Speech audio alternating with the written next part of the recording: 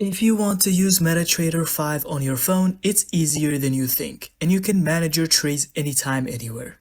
First, download the Metatrader 5 app from the Google Play Store or App Store. Make sure it's the official Metatrader 5 app, not any fake version.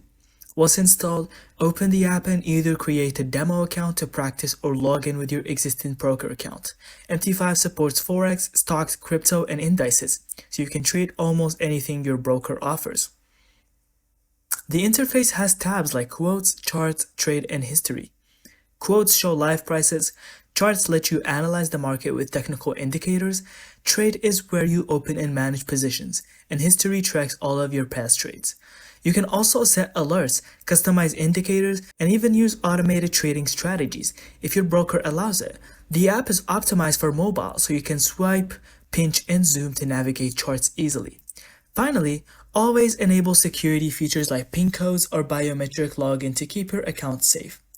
And that's it. In just a few steps, your Metatrader 5 is ready to trade on the go. Thank you so much for watching. I hope you found this video helpful. And don't forget to leave us your thoughts in the comments.